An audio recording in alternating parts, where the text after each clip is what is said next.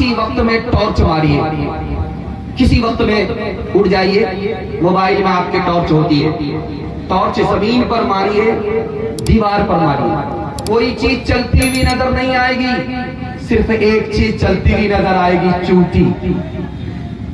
सारी दुनिया सो रही है, ये चूटी रात में क्यों चल रही है? कहां से आ रही है, कहां से जा रही है?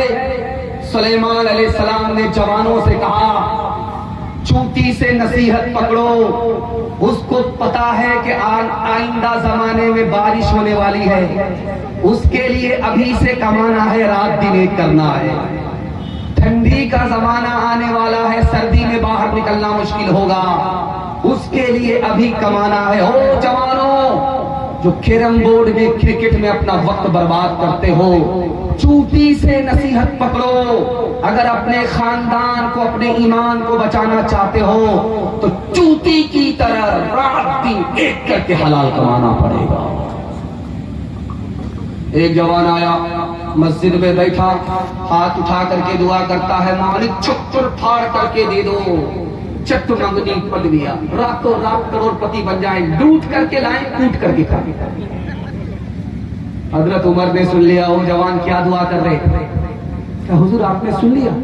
एक रेल की दुआ थी जाने की। कहो जवान, मस्जिद में जरूर दुआ करो, लेकिन मेहनत मजदूरी के लिए तुमको मस्जिद से बाहर निकलना पड़ेगा। क्यों?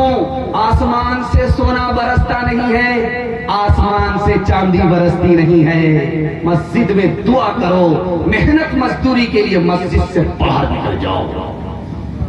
रमजान आ रहा है, आप देखेंगे हट्ठा कट्ठा उल्लू का पट्टा भीख का कटोरा लेकर के कहेगा, अल्लाह के नाम पर दे दो, अल्लाह के नाम पर दे दो, अल्लाह के नाम पर दे दो। एक आदमी करीब हुआ कि भीख मांग रहे हो या फुटबॉल खेल रहे हो?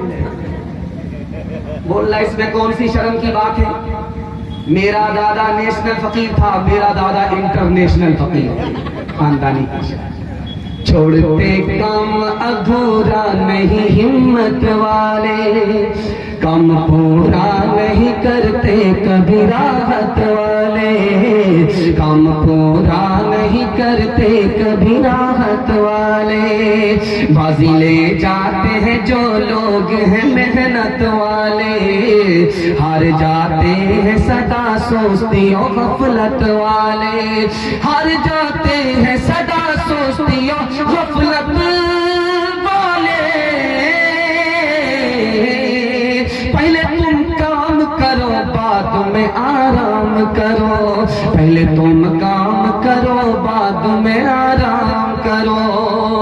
हाथ उठाइए, वादा कीजिए, बिल्कुल सही जा रहा है। बुढ़ापे में सोएंगे, जवानी में जागेंगे, बुढ़ापे में सोएंगे, जवानी में जागेंगे। हाथ उठाइए इंशाअल्लाह।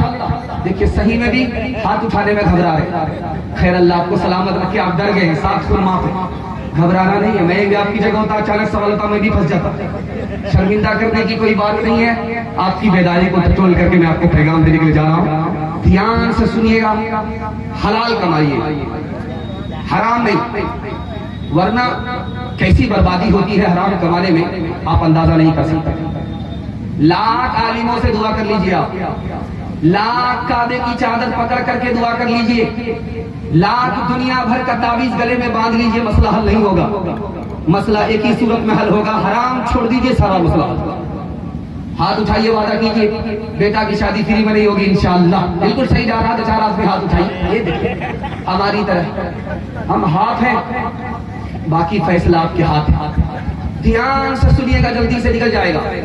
काबा का तवाफ हो रहा है, मुसलमान तवाफ नहीं कर रहा है, मुशरिक तवाफ कर रहा है, कपड़ा उतार करके तवाफ कर रहा है, कपड़ा उतार दिया है, नंगे तवाफ कर रहा है।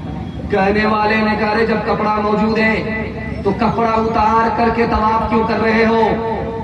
तो वो मुशरिक नहीं, मुशरिक है, मुसलमान नहीं। क्या कहता है जानते हैं? आपको हैरत होगी, ये कपड़ा हराम पैसे का है, इसलिए शर्म आती है कि हराम कपड़े में अल्लाह का घर का तवाफ करे, इसलिए कपड़ा उतार दिया है, नंगे तवाफ कर रहे। वो मुशरिक हो करके भी हलाल को हलाल समझे, हराम को हराम समझे, और हम मुसलमान हो करके भी लूट करके लाए, कूट करके खाएं। कैसा ईमान!